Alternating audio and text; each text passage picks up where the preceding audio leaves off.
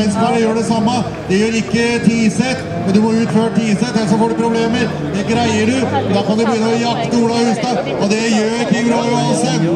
Han kjører styggfort med alle bilcrossbiler, rallycrossbiler i Leikland har levd og Kim Roy Johansen. Da er det, ja, det er ferdig, tror jeg, for unga resten, dessverre.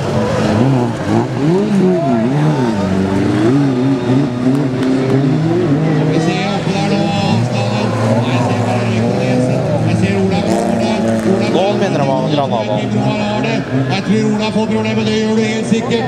I dimman der borte så er det Kim Roy Johansen som har gått i teten med sin Opel Kadett.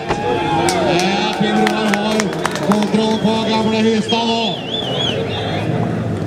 Og lenger bak, hvem er det her? Svensberg. Svensberg holder tredjeplass, Tiseth fjerde. Og nå har Røyken lagt seg etter Ogilsen.